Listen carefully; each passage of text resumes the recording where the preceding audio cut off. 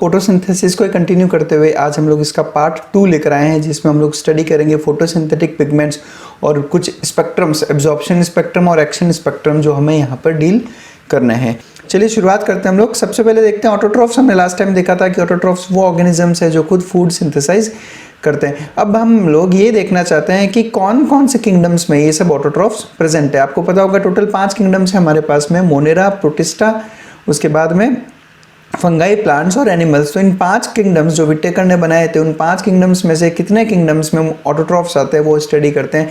सबसे पहले हम बात करते हैं प्लांट किंगडम। तो देखिए प्लांट किंगडम में विदाउट एनी एक्सेप्शन सारे के सारे एग्जांपल्स कैसे हैं, ऑटोट्रॉफिक, तभी ये प्लांट किंगडम कहलाता है। प्लांट किंगडम में जो टोटल अलग अलग ग्रुप्स है, जिसमें सबसे पहले थैलोफाइट्स या एल्गी, उसके बाद में ब्रायोफाइट्स या मॉसेस, टेरिडोफाइट्स ऑफ फंस और जिम्नोस्पर्म्स और एंजियोस्पर्म्स, ये सभी ऑटोट्रॉफिक है। नेक्स्ट बात करता हूँ प्रोटिस्टा किंगडम। तो प्रोटिस्टा किंगडम में ऑटोट्रॉफिक और हेटेरोट्रॉफिक दोनों तरह के ऑर्गेनिजम्स होते हैं। अगर मैं ऑटोट्रॉफिक ऑर्गेनिजम्स की बात करूँ तो अपने पास में 2 ग्रुप्स है। पहला ग्रुप है क्राइजोफाइट्स, जिसमें डायटम्स और गोल्डन एल्गी आते हैं, और सेकंड ग्रुप है डाइनोफ्लैजिलेट्स का। तीसरा किंगडम में बात करूंगा मोनेरा किंगडम, जिसमें सभी बैक्टीरिया आते हैं। यानी बैक्टीरिया में भी कुछ बैक्टीरिया ऐसे हैं जो ऑटोट्रॉफिक होते हैं, और इसमें सबसे पहला एग्जांपल है साइनोबैक्टीरिया, जिसे हम ब्लू ग्रीन एल्गी भी कहते हैं, और सेकंड एग्जांपल है purple green sulphur bacteria.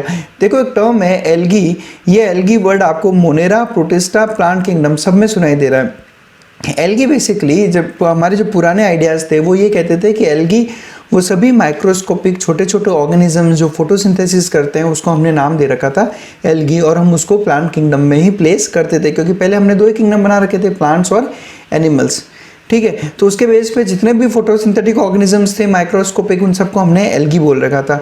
But धीरे धीरे हमारे नोशंस चेंज हुए, जो हमारे आइडियाज़ चेंज हुए, और हम लोगों ने फिर धीरे धीरे समझा कि साइनोबैक्टीरिया या ब्लू ग्रीन एल्गी अलग है, क्राइजोफाइट्स अलग है, जबकि थैलोफाइट्स वाली एल्गी अलग है। इसलिए हम लोग जो ब्लू ग्रीन एल्गी है उसका नया नाम रख दिया हमने साइनोबैक्टीरिया। अब हम लोग word blue green algae use नहीं करते, क्योंकि ब्लू ग्रीन एल्गी बेसिकली एक प्रोकैरियोटिक ऑर्गेनिज्म है, इसलिए वो मोनेरा किंगडम में ही जाएगा। फिर हमने जो डायटम्स गोल्डन एल्गी है उसको हमने रख दिया क्राइजोफाइट्स में, प्रोटिस्टा किंगडम के अंदर। और आज के टाइम पे जो ट्रू एल्गी जिसे हम कहते हैं वो हमारे थैलोफाइट्स के अंदर यानी प्लांट किंगडम के अंदर आती है। तो ये कंसेप्ट था कि किस तरह से एल्गी का नाम चेंज होता गया। चलिए, पर्पल ग्रीन सल्फर बैक्टीरिया एक ऐसा बैक्टीरिया है जो नॉन ऑक्सीजनिक फोटोसिंथेसिस शो करता है, मतलब एक ऐसा फोटोसिंथेसिस जिसमें ऑक्सीजन रिलीज नहीं होती, जबकि उसकी जगह रिलीज होती है सल्फर गैस। हमारा लास्ट वीडियो देखिए पार्ट 1, उसमें हमने ये चीज़ आपको एक्सप्लेन कर रखी है। साइट ऑफ फोटोसिंथेसिस देखते हैं सबसे पहले कि फोटोसिंथेसिस बेसिकली होता कहाँ है। तो देखिए ग्रीन लीव्स की बात करूँ मैं अगर, तो हमने जैसे एनाटॉमी में पढ़ा था ग्रीन लीव्स में जो अपर और लोअर मोस्ट जो लेयर है, दिस जो पिंक कलर की अपने को यहाँ दिख रही है, ये है अपर एपिडर्मिस और लोअर एपिडर्मिस, और 2 एपिडर्मिस के बीच में जितने भी सेल्स हैं वो सभी कहलाते हैं mesophyll cells, except this part, यानी ये जो पार्ट है इनको हम कहते हैं वेस्कुलर बंडल्स। यानी वेस्कुलर बंडल्स और एपिडर्मिस को छोड़ के बाकी जितने भी सेल्स है एक लीफ के अंदर, उनको हम कहते हैं मेसोफिल सेल्स, और यही वो मेसोफिल सेल्स है जिनके अंदर फोटोसिंथेसिस होता है।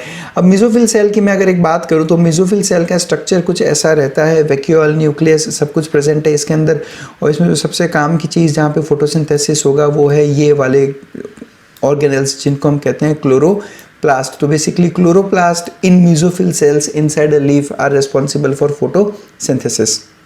क्लोरोप्लास्ट का स्ट्रक्चर साइटोलॉजी में हमने स्टडी किया होगा, फटाफट एक बार मैं आपको दिखा देता हूँ। एक double membranous organelle, outer membrane और इनर मेम्ब्रेन प्रेजेंट है इसके अंदर, और इसके अंदर कुछ एक सिक्कों जैसे स्ट्रक्चर्स है जिनको हम कहते हैं थाइलाकॉइड्स, जो कि इनर मेम्ब्रेन की फोल्डिंग की वजह से बना है। कुछ इसको ऐसे समझ सकते हो आप कि समझो ये आपका एक क्लोरोप्लास्ट है, तो क्लोरोप्लास्ट का ही जो इनर मेम्ब्रेन है वो इस तरह से फोल्डिंग्स बनाकर बनाती है छोटे छोटे से मेम्ब्रेनस थाइलाकॉइड्स, और ये थाइलाकॉइड्स एक दूसरे के ऊपर इस तरह से अरेंज होकर बनाते हैं ग्रेना। यानी एक सिंगल को मैं बोलूँगा थाइलाकॉइड, और जब थाइलाकॉइड एक के ऊपर एक इस तरह से प्लेस्ड रहते हैं तो वो जो एंटायर सीरीज बनती है उसको हम कहते हैं ग्रेनम। ग्रेनम का एक प्लूरल होता है ग्रेना। और जो क्लोरोप्लास्ट का जो सेमी फ्लूइड वाला स्ट्रक्चर है उसको हम कहते हैं स्ट्रोमा। मतलब आप यूँ समझ लीजिए कि एक बंद सा एक डब्बा है जिसे क्लोरोप्लास्ट कहते हैं, उस डब्बे के अंदर जो फ्लूइड भरा हुआ है, जो फ्लूइड जैसा एक पूरा मैट्रिक्स है, उसको हम कहते हैं स्ट्रोमा, और उस स्ट्रोमा के अंदर प्रेजेंट है सारे के सारे थाइलाकॉइड्स और ग्रेना। और एनलार्ज्ड वर्जन में अगर आपको दिखाऊं किसी ग्रेना का, तो थाइलाकॉइड्स कुछ इस तरह से दिखते हैं। आपको थाइलाकॉइड्स के अंदर बीच में ये स्पेस दिख रही होगी, this is called as thylakoid का स्पेस या थाइलाकॉइड का ल्यूमन। ये जो स्पेस है वो अंदर से सारी की सारी कनेक्टेड है। आप यहाँ पे देखिए, ये दो थाइलाकॉइड्स देखो आप, ये दोनों कैसे आपस में कनेक्टेड है।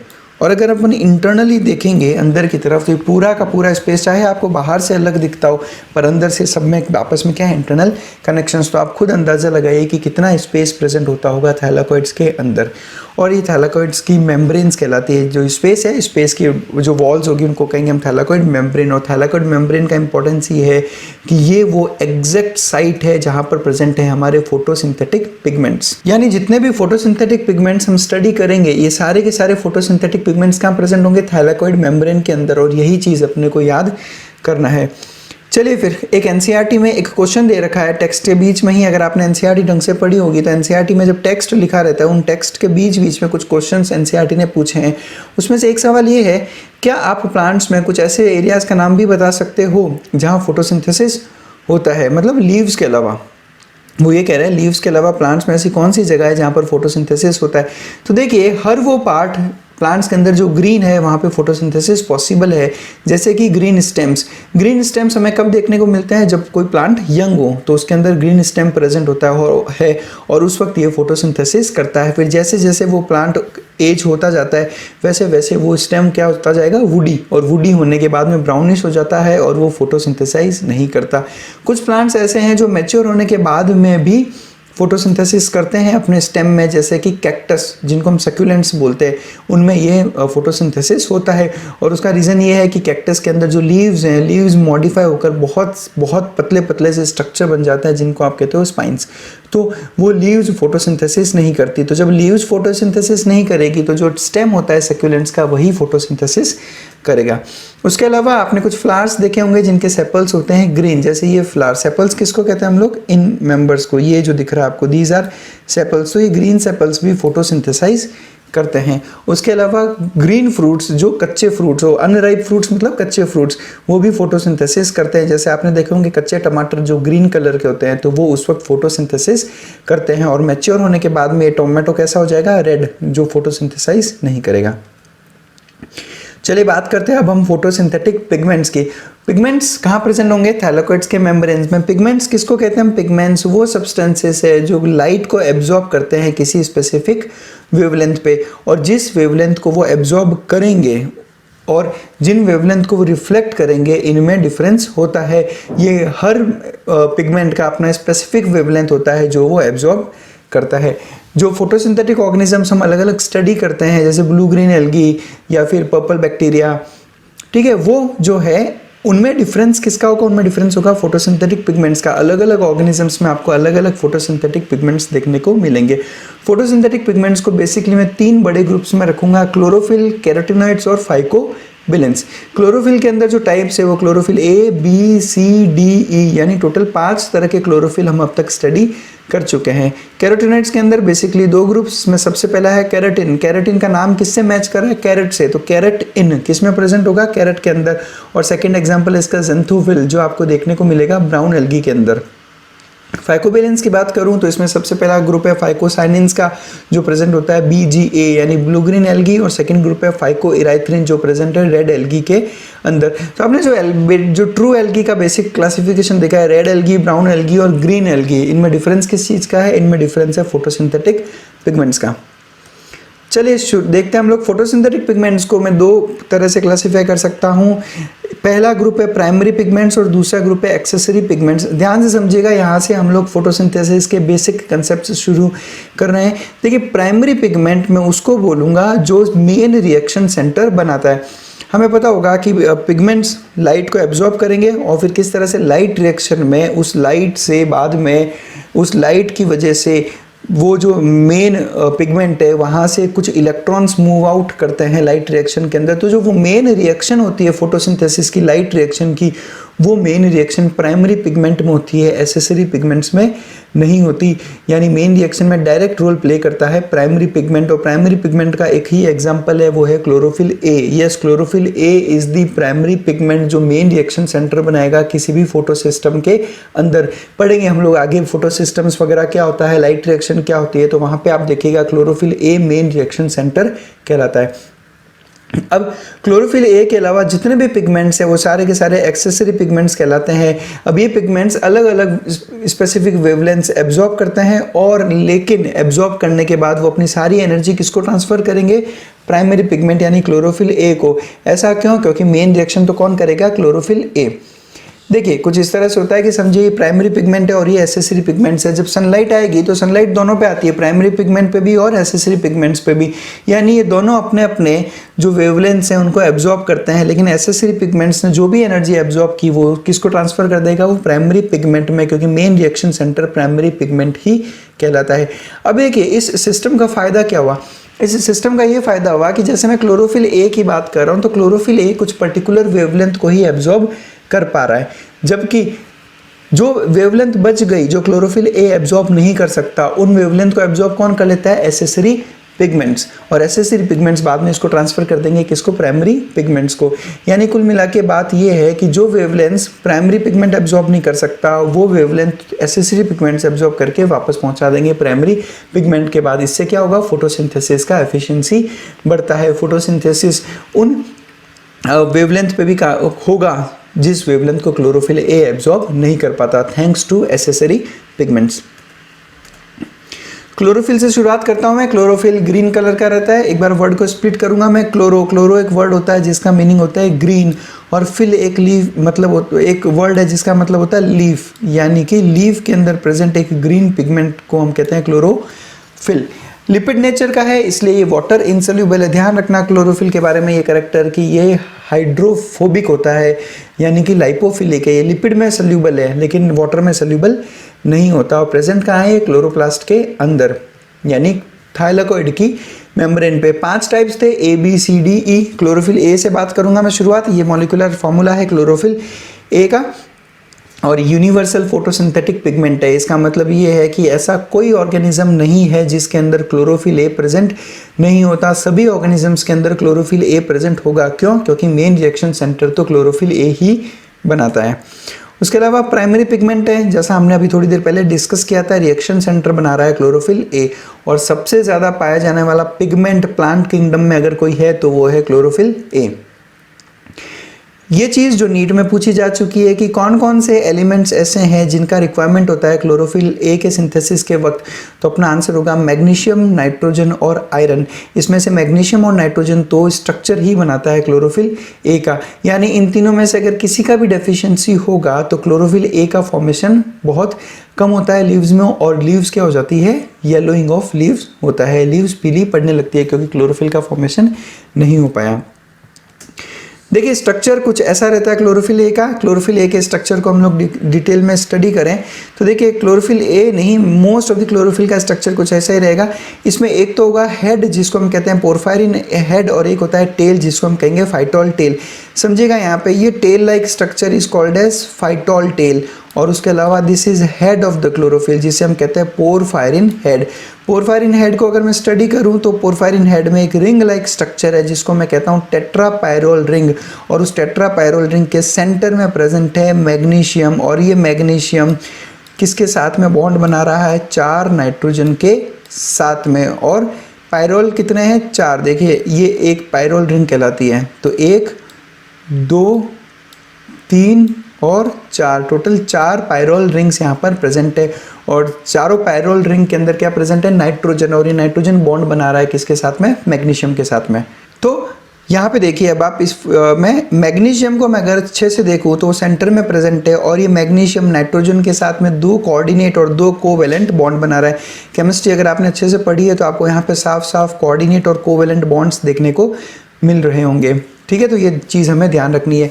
फाइटोल टेल की बात करूँ तो फाइटोल टेल, अब नाम में ही क्या रख दिया मैंने, फाइटॉल, यानी कि ये इस टेल में क्या प्रेजेंट होगा, एल्कोहल। तो ये एक एल्कोहलिक टेल है, और ये मेम्ब्रेन की लिपिड बायलेयर में एम्बेडेड होता है। अब देखो हमें अच्छे से पता है कि जो बाइलेयर्ड स्ट्रक्चर्स है जितने भी, जैसे क्लोरोप्लास्ट, उनकी जो मेम्ब्रेन है वो किसकी बनी है, फॉस्फोलिपिड्स की बनी है, तो वो भी क्या होती है, लाइपोफिलिक यानी हाइड्रोफोबिक।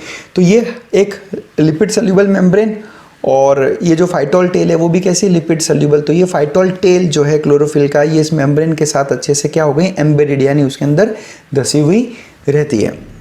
जबकि जो पोरफायरिन हेड है वो होता है हाइड्रोफिलिक। ठीक है, अब ये एक टिपिकल क्लोरोफिल का स्ट्रक्चर है, और क्लोरोफिल ए और क्लोरोफिल बी में जो डिफरेंस होता है वो डिफरेंस होता है इस आर ग्रुप में, यानी ये जो पायरोल रिंग है, सेकंड पायरोल रिंग इसको मैं बोल सकता हूँ, इस सेकंड पायरोल रिंग में एक एल्काइल ग्रुप है जहाँ मैं इसको आर से डेजिग्नेट कर रहा हूँ। तो ये आर डिफ्रेंशिएट करता है क्लोरोफिल ए और क्लोरोफिल बी के बीच में। अगर मैं क्लोरोफिल ए की बात करूँ तो इस आर में क्या प्रेजेंट होगा, मिथाइल, यानी अगर इस आर की जगह CH3 प्रेजेंट है तो ये क्लोरोफिल है ए, और अगर CHO प्रेजेंट है तो ये है क्लोरोफिल बी। तो क्लोरोफिल ए और क्लोरोफिल बी में जो मेन डिफरेंस है वो डिफरेंस है मिथाइल और एल्डिहाइड ग्रुप का, बस बाकी सब कुछ सेम रहता है। क्लोरोफिल बी क्या डिफरेंस है, CHO प्रेजेंट होता है CH3 में, कौन सी, सेकंड पैरोल रिंग के अंदर। क्लोरोफिल सी की बात करूँ तो क्लोरोफिल सी में वो जो मैंने टेल दिखाया था आपको, वो फाइटोल टेल क्लोरोफिल सी में प्रेजेंट नहीं होता, यानी केवल और केवल पोरफायरिन हेड प्रेजेंट होगा।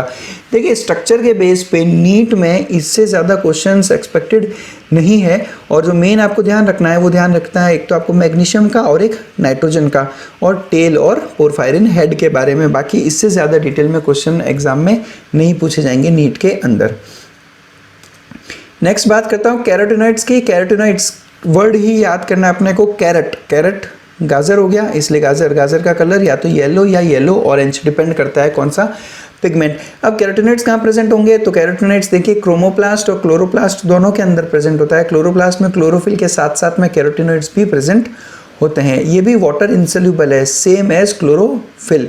और केमिकली अगर मैं बात करूँ स्ट्रक्चर की तो बेसिकली ये टर्पिन्स होते हैं जो प्लांट्स में बनते हैं। दो टाइप्स देखे थे हमने, जिसमें पहला टाइप है कैरेटिन्स, कैरेटिन्स, कैरेट इन यानी कैरेट के अंदर, तो हमको डायरेक्ट याद हो जाएगा कि कैरेटिन्स किस में प्रेजेंट होते हैं, कैरेट के अंदर। मॉलिक्यूलर स्ट्रक्चर फॉर्मूला देखूं मैं तो C40H56 यानी सिंपल सा एक हाइड्रोकार्बन लाइक स्ट्रक्चर है कैरोटिन्स का। येलो ऑरेंज इसका कलर है, और ये प्रेजेंट है बीटा कैरेटिन के अंदर, जो कि प्रेजेंट होता है कैरेट में। अब बीटा कैरेटिन के बारे में एक बहुत अच्छी चीज़ जो हमें ह्यूमन फिजियोलॉजी की तरफ से याद रखनी है वो ये कि beta keratin is a precursor of vitamin A. Precursor किसको बोलते हैं, प्रिकर्सर मतलब उसके जस्ट पहले वाला मॉलिक्यूल, यानी बीटा कैरोटिन जब हम कंज्यूम करते हैं, यानी जब हम कैरेट खाते हैं, समझिए तो कैरेट के अंदर जो बीटा कैरेटिन है वो पहुंचता है हमारे लीवर के अंदर, और लीवर में जाने के बाद में ये बीटा कैरेटिन कन्वर्ट होता है किसमें, विटामिन ए के अंदर। और ये विटामिन ए की वजह से हम, अगर आपको पता हो तो vitamin A is very good for eyes, इसलिए हम कहते हैं कि विटामिन ए की डेफिशिएंसी से होता है नाइट ब्लाइंडनेस, इसलिए हम लोग विटामिन ए को बहुत अच्छा सोर्स कौन है, कैरेट। क्यों, क्योंकि कैरेट के अंदर प्रेजेंट होता है बीटा कैरेटिन। कैरेटिन के टाइप्स होते हैं अल्फा, बीटा और गामा, जिसमें से बीटा कैरेटिन प्रेजेंट होता है कैरेट के अंदर। नेक्स्ट एग्जांपल हो गया ज़ेंथोफिल्स। ज़ेंथोफिल्स और कैरेटिन्स के अगर स्ट्रक्चर में डिफरेंस देखूँ तो वो डिफरेंस है केवल ऑक्सीजन का।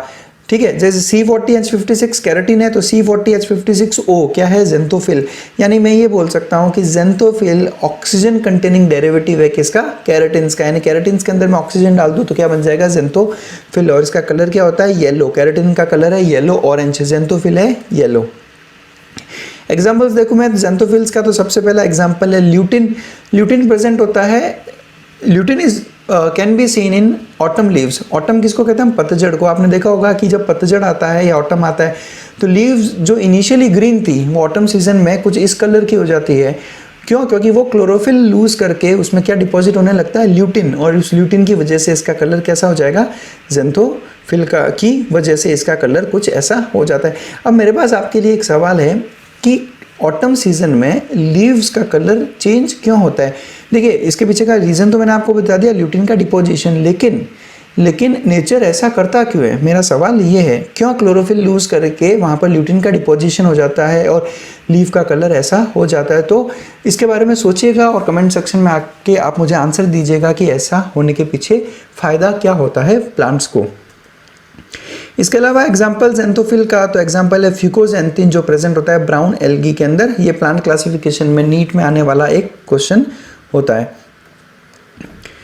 और मैं बात करूँगा डायएटोजेंथिन, देखो यहाँ पे मैं वर्ड ये उसका कर रहा हूँ डायएटोजेंथिन, यानी ये किस में प्रेजेंट होगा, ये एक ऐसा ज़ेंथोफिल है जो प्रेजेंट है डायएटम्स में, इसलिए हमने नाम रख दिया इसका डायएटोजेंथिन। नेक्स्ट बढ़ता हूँ फाइकोबेलिन। सब फाइकोबेलिन प्रोटीनिशियस है, प्रोटीन स्ट्रक्चर है और वाटर सल्यूबल होता है। डिफरेंस आ गया। क्लोरोफिल और कैरोटीनेट्स कैसे थे, वाटर इनसल्यूबल। फाइकोबिलिन कैसा है, वाटर सल्यूबल। अब फाइकोबिलिन में फाइटोल्टेल भी नहीं होती और मैग्नीशियम भी प्रेजेंट नहीं होता, बाकी स्ट्रक्चर वैसा ही रहता है। एग्जाम्पल फाइकोसाइनिन, देखो अब यहाँ पे मैं वर्ड सिखाना चालू करता हूँ आपको। साइनिन, साइनिन एक वर्ड होता है जिसका मतलब होता है ब्लू, इसलिए फाइकोसाइनिन किस में प्रेजेंट होता है, साइनोबैक्टीरिया यानी ब्लू ग्रीन एल्गी, अब उसकी वजह से ऐसा कलर होता है। वर्ड ध्यान रखिएगा, साइनिन, साइनिन मीन्स ब्लू। और फाइको इराइथ्रिन, इराइथ्रिन एक वर्ड होता है जिसका मतलब होता है रेड, आपने सुना होगा एरिथ्रोसाइट्स। एरिथ्रोसाइट्स किसको कहते हैं हम, रेड ब्लड सेल्स को, उसका रीजन यही है, एरिथ्रो मीन्स रेड, तो ये प्रेजेंट होता है रेड एल्गी के अंदर। अब मैं बात करता हूँ बहुत इंपॉर्टेंट टॉपिक एब्जॉर्प्शन स्पेक्ट्रम की बात करूंगा मैं। देखिए एब्जॉर्प्शन स्पेक्ट्रम का मतलब समझिएगा कि अलग अलग पिगमेंट्स अलग अलग वेवलेंथ की लाइट को एब्जॉर्ब करते हैं। तो जब हमने इन सभी पिगमेंट्स का जब जो ये लाइट एब्जॉर्ब करते हैं उसका जब मैंने एक पेपर पे पिक्चर बनाया तो उसी को हम कहते हैं एब्जॉर्प्शन स्पेक्ट्रम। यहाँ पे ध्यान रखने की बात यह है, देखिए पिगमेंट का कलर ऐसा क्यों होता है। जैसे मैं क्लोरोफिल की बात करता हूँ तो क्लोरोफिल समझिए, तो क्लोरोफिल ग्रीन लाइट को रिफ्लेक्ट करेगा जबकि बाकी वेवलेंथ को एब्जॉर्ब करता है। और हमने फिजिक्स में पढ़ा होगा कि कोई भी बॉडी जिस कलर को रिफ्लेक्ट करती है वो कलर शो करता है। जैसे chlorophyll is green, why, because it is reflecting green colour, यानी ये ग्रीन कलर को एब्जॉर्ब नहीं कर रहा है, ये ग्रीन कलर को रिफ्लेक्ट कर रहा है। तो जो पिगमेंट जिस कलर को रिफ्लेक्ट करता है वो पिगमेंट उसी कलर का होता है। और जब हम इसको रिप्रेजेंट करते हैं तब हम उसे कहते हैं एब्जॉर्प्शन स्पेक्ट्रम।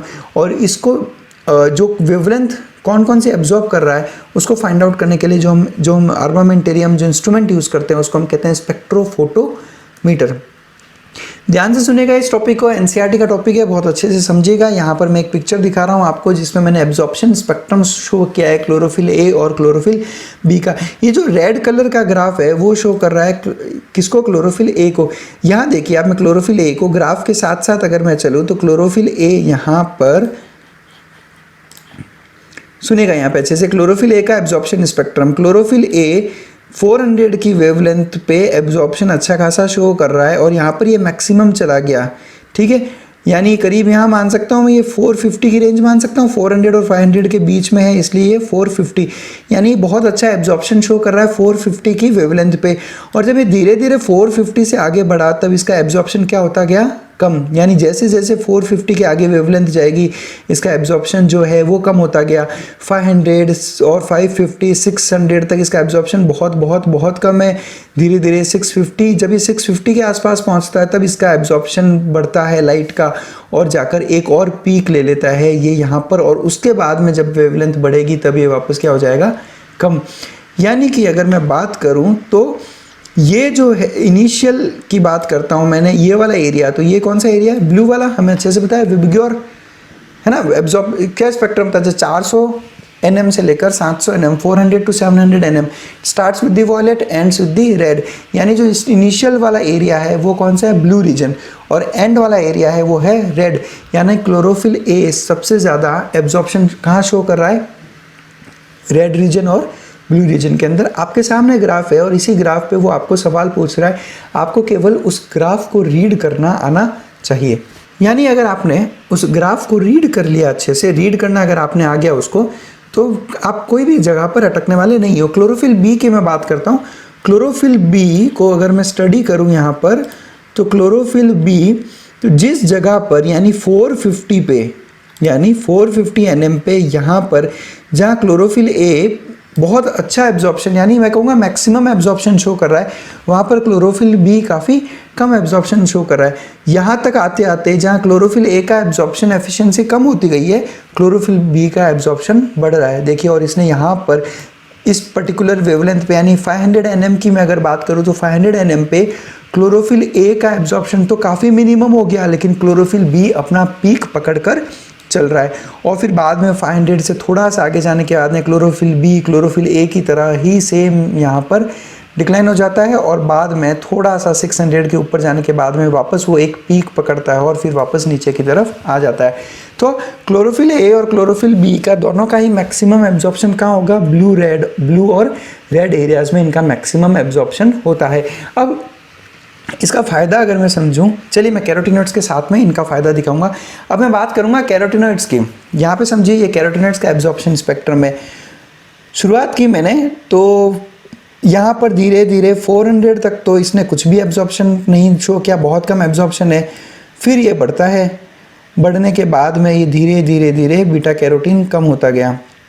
लेकिन अगर मैं गौर से देखूँ तो 500 नैनोमीटर पे इसका अच्छा खासा एब्जॉर्प्शन है। यहाँ देखिए 500 पे इसका एब्जॉर्प्शन अच्छा खासा है, लेकिन क्लोरोफिल ए और क्लोरोफिल बी का, क्लोरोफिल बी तो फिर भी 500 पे बहुत अच्छा एब्जॉर्प्शन शो करा है, क्लोरोफिल ए एब्जॉर्प्शन शो नहीं करता, और 500 के बाद में ये बिल्कुल ही धीरे धीरे धीरे डिमिनिश हो गया कैरोटीनॉइड्स का एब्जॉर्प्शन।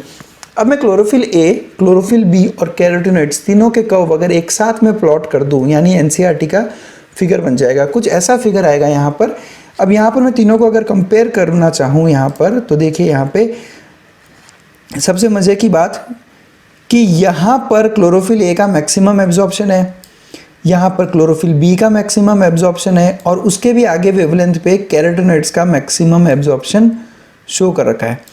इन चीज़ों से फ़ायदा क्या हो गया, यहाँ सुनिएगा। इन चीज़ों से फ़ायदा ये है कि यहाँ से लेकर यहाँ तक की जो वेवलेंथ है, यहाँ से लेकर यहाँ तक की जो वेवलेंथ है, यानी मैं बात कर सकता हूँ 450 से लेकर करीब 550 तक, यानी ये जो वेवलेंथ है 450 से 550 नैनोमीटर तक, यहाँ पर जो मेरा मेन रिएक्शन सेंटर है यानी क्लोरोफिल ए, वो लाइट का एब्जॉर्प्शन शो नहीं कर रहा, लेकिन क्लोरोफिल बी और कैरोटीनॉइड्स लाइट को एब्जॉर्ब कर रहे हैं। अब ये लाइट को एब्जॉर्ब करके किसको ट्रांसफ़र कर देंगे, क्लोरोफिल ए को। यानी बात क्या हुई, बात ये हुई कि जो क्लोरोफिल ए चाहे खुद से लाइट को एब्जॉर्ब नहीं कर रहा 450 से 550 नैनोमीटर तक, बट फिर भी उसके पास में लाइट एनर्जी पहुंचती है, और वो कौन पहुंचा रहा है, एसेसरी पिगमेंट्स यानी क्लोरोफिल बी और कैरोटीनॉइड्स। तो इसकी वजह से हमारा फोटोसिंथेसिस का जो एफिशिएंसी है वो डिक्लाइन नहीं होता, thanks to whom, accessory pigments. I hope आपको ये चीज़ क्लियर है यहाँ पे। अब मैं बात कर रहा हूँ एक्शन स्पेक्ट्रम की, यानी वही स्पेक्ट्रम है लेकिन अब मैं एक्शन की बात करूँगा। पहले मैंने एब्जॉर्प्शन की बात की थी, अब मैं एक्शन की बात करूँगा। और यहाँ पर एक्शन कौन है, एक्शन क्या है, एक्शन है यहाँ पर फोटोसिंथेसिस की। यानी मैं अलग अलग वेवलेंथ पे रेट ऑफ फोटोसिंथेसिस को प्लॉट करूँ, ग्राफ बनाऊँ, तो जो ग्राफ बनेगा उसको मैं क्या कहूँगा, एक्शन स्पेक्ट्रम। मज़े की बात देखिए यहाँ पर, मज़े की बात मैं ये कह रहा हूँ कि 400 से लेकर 450 तक एब्जॉर्प्शन क्लोरोफिल ए का पीक पे था। तो जब क्लोरोफिल ए का एब्जॉर्प्शन पीक पे था तो फोटोसिंथेसिस भी क्या है, पीक पे। लेकिन 450 nm के बाद में क्लोरोफिल ए का एब्जॉर्प्शन तो काफ़ी कम हो गया था, मतलब ऑलमोस्ट वो ज़ीरो चला गया था। लेकिन फोटोसिंथेसिस का एफिशिएंसी ज़ीरो नहीं जाकर अभी भी अच्छा खासा एफिशिएंसी वो शो कर रहा है 450 से 600 पे। क्यों, क्योंकि लाइट एब्जॉर्प्शन कर रहा है कौन, कैरोटीनॉइड्स और क्लोरोफिल बी, और ये लाइट किसको पहुंचा रहा है, वो पहुंचा रहा है क्लोरोफिल ए को।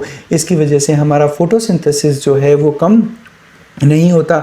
एनसीईआरटी का फिगर मैं यहाँ पे आपको शो कर देता हूँ एक बार। इस एनसीईआरटी के फिगर में यहाँ पर देख लो, क्लोरोफिल ए इस यहाँ से लेकर यहाँ तक क्लोरोफिल ए का एब्जॉर्प्शन बहुत कम है, लेकिन फोटोसिंथेसिस का एक्शन तो काफ़ी अच्छा शो हुआ है। किसकी वजह से, अगर मैं देखूँ तो इस पर्टिकुलर पार्ट में मैं अगर बात करूँ, यानी आप समझ लीजिए यहाँ पे अगर मैं बात करूँ तो यहाँ पे क्लोरोफिल ए काम नहीं कर रहा है, फिर भी फोटोसिंथेसिस का एक्शन है। रीज़न कैरोटीनॉइड्स और क्लोरोफिल बी दोनों, और इस एरिया में थैंक्स टू क्लोरोफिल बी, और यहाँ पर तो क्लोरोफिल ए है ही खुद से।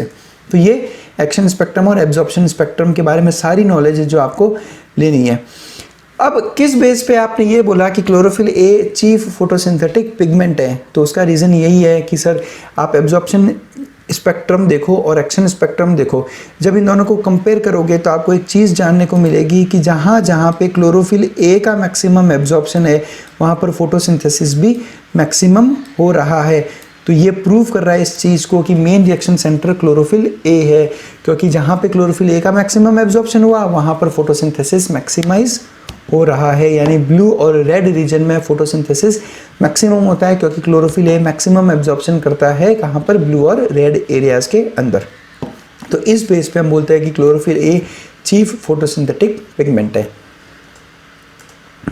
नेक्स्ट बात करता हूँ एसेसरी पिगमेंट्स के फंक्शंस की। तो बहुत क्लियर है, मैंने पहले ही सब कुछ बता दिया आपको कि एसेसरी पिगमेंट्स वो पिगमेंट्स है जो उन वेवलेंथ को भी एब्जॉर्ब कर लेंगे जो क्लोरोफिल ए एब्जॉर्ब नहीं कर पाता और बाद में ट्रांसफर करता है क्लोरोफिल ए को, जिसकी वजह से फोटोसिंथेसिस का एफिशिएंसी बढ़ जाता है। लेकिन इसके अलावा एक और फंक्शन जो एसेसरी पिगमेंट्स का है वो है ये कि ये क्लोरोफिल के फोटो ऑक्सीडेशन को रोकता है। कैसे रोकता है समझिएगा, यहाँ पर समझिए हाई लाइट इंटेंसिटी है, अच्छी खासी लाइट है, बहुत हाई इंटेंसिटी में लाइट अवेलेबल हो रही है प्लांट को। अब समझो एसेसरी पिगमेंट्स नहीं है, तो एसेसरी पिगमेंट्स नहीं है तो सारी की सारी लाइट कहाँ पर आ रही है, क्लोरोफिल ए पर। लेकिन यहाँ पर कौन मौजूद है, एसेसरी पिगमेंट्स। तो वो जो एक्सेस हाई इंटेंसिटी लाइट है वो एब्जॉर्ब कौन कर रहा है, वो एब्जॉर्ब कर रहा है एसेसरी पिगमेंट्स। अगर एसेसरी पिगमेंट्स नहीं होती तो वो सारी लाइट किस पे आती है, हमारे क्लोरोफिल ए पर, जो उसको फोटो ऑक्सीडेटिव डैमेज कर सकती है।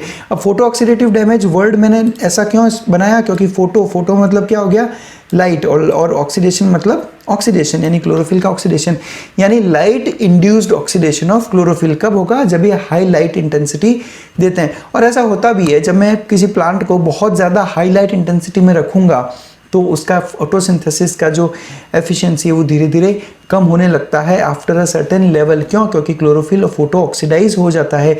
ये हम लोग सीखेंगे हमारे, जब हम लोग लॉ ऑफ लिमिटिंग फैक्टर्स पढ़ेंगे तो वहाँ पर हम लोग सीखेंगे फोटो ऑक्सीडेशन के बारे में। लेकिन नॉर्मल लाइट इंटेंसिटीज़ में फोटो ऑक्सीडेशन से हमें कौन बचाएगा, हमें बचाएंगे एसेसरी पिगमेंट्स। इसके अलावा सुनिएगा, इसके अलावा क्या होता है, नेसेंट ऑक्सीजन प्रेजेंट होता है। ये नेसेंट ऑक्सीजन जैसा हम जानते हैं एक ऐसी स्पीशी है ऑक्सीजन की जिसका ऑक्सीडेशन पोटेंशियल बहुत ज़्यादा रहता है।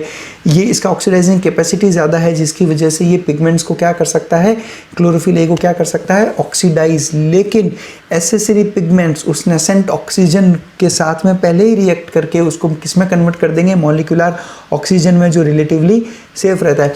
यानी आप समझ लीजिए क्लोरोफिल ए, ये नेसेंट ऑक्सीजन, ये नेसेंट ऑक्सीजन इससे पहले कि क्लोरोफिल ए जो मेन रिएक्शन सेंटर है उसको डैमेज करे, ध्यान रखिएगा मेन रिएक्शन सेंटर अगर ऑक्सीडाइज हो गया तो फोटोसिंथेसिस की अच्छी खासी एफिशिएंसी कम हो जाएगी। यानी इससे पहले कि नेसेंट ऑक्सीजन इसको डैमेज करे, ये एसेसरी पिगमेंट पहले ही नेसेंट ऑक्सीजन के साथ रिएक्ट करके ऑक्सीजन, मॉलिक्यूलर ऑक्सीजन का फॉर्मेशन कर देता है जो कि सेफ रहता है। तो इसलिए एसेसरी पिगमेंट का ये एक और फंक्शन होता है। नेक्स्ट बात करता हूँ मैं पेपर क्रोमेटोग्राफी की। पेपर क्रोमेटोग्राफी का मतलब देखिए, क्रोमेटोग्राफी, ग्राफी किसको कहते हैं, किसी भी चीज़ का अगर पेपर पे रिप्रेजेंटेशन किया जाए, ग्राफ बनाया जाए तो हम कहते हैं ग्राफी। और क्रोमा वर्ड होता है कलर से बनता है, chroma is a word which means colour, यानी पेपर पे अलग अलग कलर्स का रिप्रेजेंटेशन। यानी आप बेसिकली ये कह सकते हो कि ये एक ऐसी टेक्निक है जिस टेक्निक से हम लोग लीव्स के अंदर जितने भी पिगमेंट्स हैं उन सभी पिगमेंट्स को अलग अलग सेपरेट कर लेते हैं, और इससे जो पेपर बन के आएगा, जो ग्राफ बन के आएगा, उसको मैं कहता हूँ क्रोमेटोग्राम। ये समझिए कुछ ऐसा है, ये वो प्रोसीजर या वो इंस्ट्रूमेंट जिससे हम क्रोमेटोग्राफी करते हैं।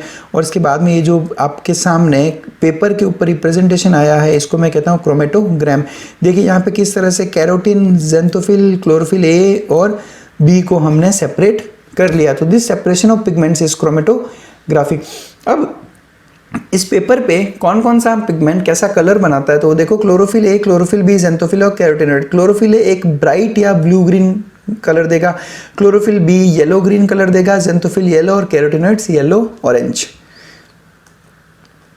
अब एनसीईआरटी के कुछ क्वेश्चंस हैं जो टेक्स्ट के बीच में उन्होंने पूछे हैं, वो डिस्कस कर लेते हैं। Which is the most abundant plant pigment in world, तो हम डिस्कस कर चुके हैं क्लोरोफिल ए। नेक्स्ट वो कह रहा है कि क्या आप बता सकते हो कि क्लोरोफिल ए सबसे ज़्यादा एब्जॉर्प्शन कहाँ शो करेगा, तो बस फटाफट एब्जॉर्प्शन स्पेक्ट्रम खोलो, देख लो पीक हाईएस्ट कहाँ पर है। पीक हाईएस्ट है यहाँ पर, जो कि रीजन कौन सा है, ब्लू रीजन, यानी करीब 450 नैनोमीटर। इसको यहाँ पर करके देख लीजिए, करीब 450 के आसपास आएगा। नेक्स्ट क्वेश्चन वो ये कह रहा है कि क्या एब्जॉर्प्शन स्पेक्ट्रम क्लोरोफिल ए का एक्शन स्पेक्ट्रम के साथ में एग्जैक्ट ओवरलैप हो रहा है।